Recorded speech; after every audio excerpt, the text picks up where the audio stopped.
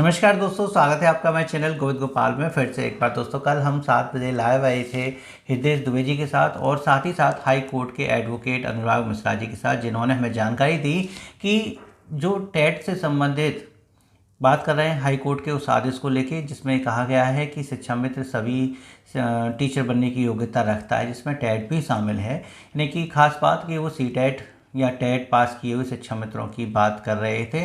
तो जितने भी टेट पास शिक्षा मित्र, उनके लिए वो कोर्ट का ऑर्डर है कि उनको नियमित किया जाए। कोर्ट ने ये आदेश दिया है और राज्य सरकार इस पर अमल करेगी। विदिन 6 मंथ, 6 महीने के अंदर उनको इस पर विचार करना है।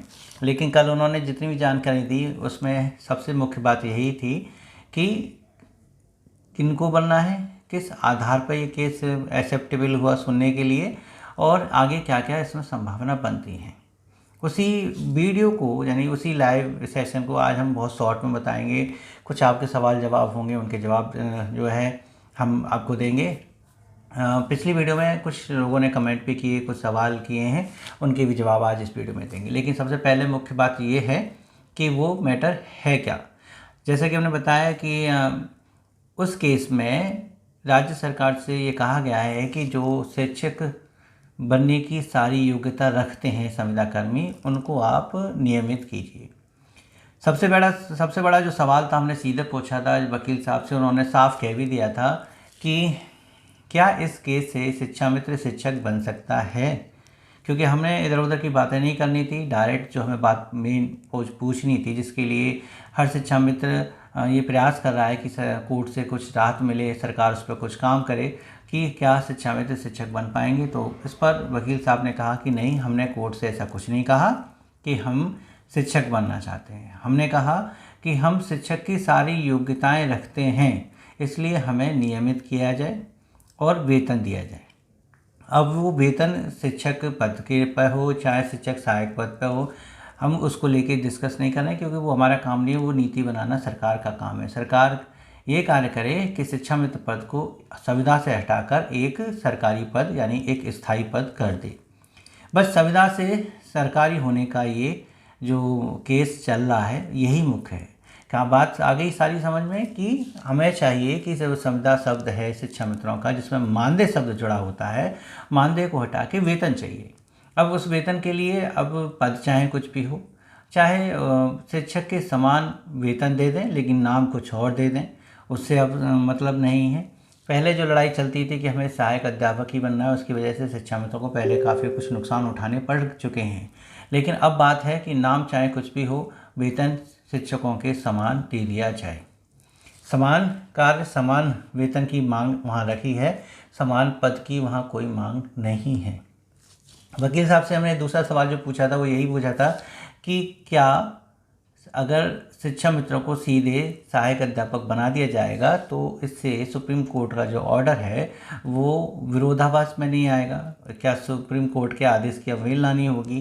तो ऐसे कैसे हो जाएगा कि शिक्षा मित्रों को अब बिना किसी भर्ती की प्रक्रिया के गुजारे उनको सीधे सहायक अध्यापक बना दिया जाए? तो उन्होंने भी स्पष्ट बोल दिया है कि ऐसा संभव नहीं है कि सीधे तौर पर अध्यापक बनाया जा सकता है। हाँ, इस प्रक्रिया में रियायत दी जा सकती है।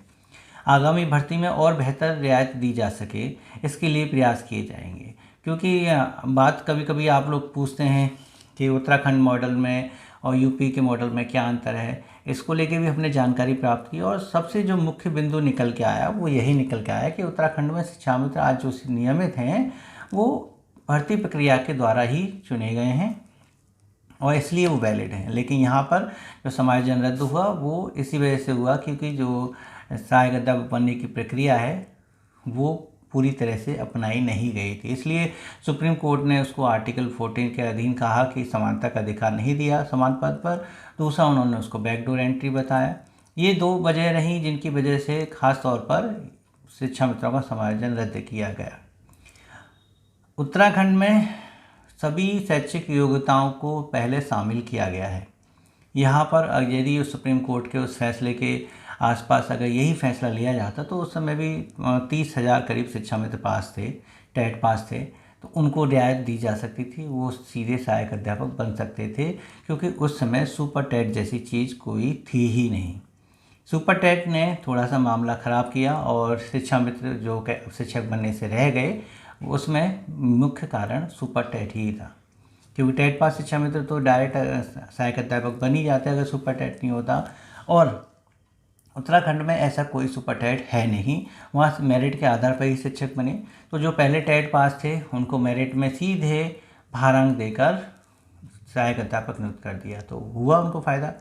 यहाँ भी अगर ऐसा होता तो जो भी टेट पास शिक्षा मित्र होता वो अपने नंबर में भारांक जुड़वा कर मेरिट में आ जाता है, लेकिन यहाँ भारांक जुड़ रहा था सुपर टेट की परीक्षा को पास करने के बाद, जिसका लाभ कई लोग नहीं ले पाए। तो भविष्य में यदि संभावना बनती भी है कि अगर शिक्षा में शिक्षक पद ही चाहिए, तो ये जो भारांक भर्ती परीक्षा पास करने के बाद जो मिल रहा है, अगर वही भर्ती परीक्षा में भी मिल जाए तो इससे कुछ रेशियो बढ़ सकता है। ये भी कह सकते हैं कि हाँ, उसमें चांसेस रहेंगे कि मेरिट में उनका नाम आएगा या नहीं आएगा, लेकिन यह है कि उस भर्ती परीक्षा को पास करने के लिए कम अंक की ज़रूरत पड़ेगी और साथ ही साथ जब भारांक मिलेगा तो वो मेरिट में भी ऊपर आ जाएगा।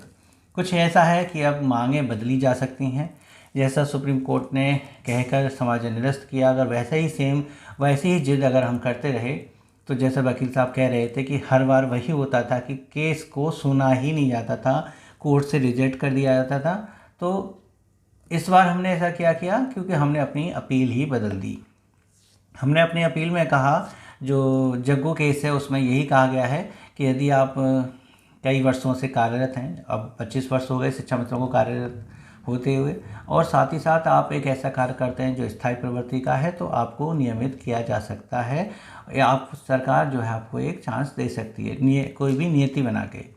तो ये पॉलिसी बनेगी गवर्नमेंट के द्वारा, उसमें थोड़ा समय लगेगा, तो इसलिए सरकार ने 2 महीने का सरकार ने 6 महीने का समय मांगा है। कोर्ट ने तो 2 महीने का दिया था, लेकिन मुश्किल है कि इस पर पॉलिसी बनाने के लिए सरकार इन 6 महीनों में भी काम पूरा कर पाएगी। अब ये बात 6 महीने तक टल गई कि सरकार पॉलिसी बना रही है कि 6 महीने बाद कोर्ट जाएगी, सुप्रीम कोर्ट जाएगी, या उसके अगेंस्ट जाएगी, या क्या एफिडेविट लगाएगी कोर्ट में। अभी इसको लेके कुछ भी चर्चा नहीं कर सकते हैं। लेकिन कल की जो वीडियो थी, मुख्य उसका सार यही था कि शिक्षा मित्रों को मानदेय की जगह वेतन मिले और संविदा कर्मी की जगह एक स्थायी पद मिले, और स्थायी पद मिलते ही और भी कई सुविधाएं उनको मिल जाएंगी, जैसे हर वर्ष महंगाई भत्ता मिलेगा, पारिवारिक को आर्थिक सुरक्षा मिलेगी, और इस सरकारी नौकरी का जो लाभ होता है वो सब उनको मिले। पद की लड़ाई बहुत पहले से चली आ रही है, इसको लेकर हम फिर कभी आपसे बात करेंगे कि पुराने समय में शिक्षा मित्रों ने कौन कौन सी बातों को ठुकरा कर नुकसान किया और जिसका खामियाजा आज तक भुगतना पड़ रहा है। इसको चीज़ को लेकर भी हम बाद में डिस्कस करेंगे। उत्तराखंड मॉडल में खास बात जो थी वो हमने आपको बता दी, इसको लेकर फिर और एक्सप्लेन हमें करना पड़े तो हम दूसरी वीडियो में और करेंगे, क्योंकि उत्तराखंड मॉडल में एक ऐसी कमी है, यदि वो यूपी में लागू होती है तो शिक्षा मित्रों को काफ़ी नुकसान हो सकता है, कुछ शिक्षा मित्रों को। तो वो सब चीज़ें हैं, लेकिन फ़िलहाल आज की वीडियो में हमारे जो मेन टॉपिक था यही कि कल की लाइव सेशन में जो वकील साहब ने मुख्य बातें की, जो हृदय दुबे जी ने सारी बात बताई, कि हम फिर भी हर बात को क्लियर करके नहीं चलेंगे सोशल मीडिया पर, क्योंकि इससे केस की विश्वसनीयता में थोड़ा सा कमी आती है और केस मजबूत नहीं रहता है। हर चीज़ लीक कर दिया है, तो उन्होंने कुछ चीज़ें तो छुपा रखी होंगी, कुछ चीज़ें बताई, वो हमने आपको बता दिया कि लड़ाई सारी नियमित होने की है। पहले भी बात चली थी ना कि शिक्षा मित्रों को प्री प्राइमरी में लगा देंगे, वहाँ पर उनको इस ग्रेड का वेतन दे देंगे और वो जो है स्थायी कर्मचारी बन जाएंगे। तो वहाँ भी ऐसे ही दिमाग में आ रहा था जब पहले ही बात करते थे कि प्री प्राइमरी कॉलेज में शिक्षा में ट्रांसफ़र होकर स्थायी कर्मचारी बन सकता है। ऐसे ही किसी पॉलिसी का अगर सरकार विचार कर रही है या करेगी तो भी शिक्षा मित्रों की काफ़ी हद तक समस्याओं का समाधान हो जाएगा। और जो शिक्षक बनने के बिल्कुल इच्छुक है कि हमें शिक्षक ही बनना है, डेफिनेटली उन्हें का संगठन अपना प्रयास करे, जैसे गुड्डू सिंह कर रहे हैं, कि वो प्रयास करे कि भर्ती परीक्षा में भारांक मिलेगा या भर्ती परीक्षा के बाद जो भारांक मिलेगा उसमें रियायत मिले। जो भी है जैसे भी है, आपके और भी जो विचार हैं, जो भी प्रश्न है, वो नीचे कमेंट करके ज़रूर पूछिएगा, हम उसके जवाब अगली वीडियो में देंगे। और वीडियो अच्छी लगे तो उसे लाइक शेयर जरूर कीजिएगा अपने दोस्तों के साथ, और चैनल को सब्सक्राइब कर लीजिए ताकि बेसिक से जुड़ी और शिक्षा से जुड़ी अपडेट हम आपको देते रहेंगे। तो मिलते हैं आपसे अगली वीडियो में कुछ ऐसी नई अपडेट के साथ। तब तक के लिए नमस्कार, जय हिंद।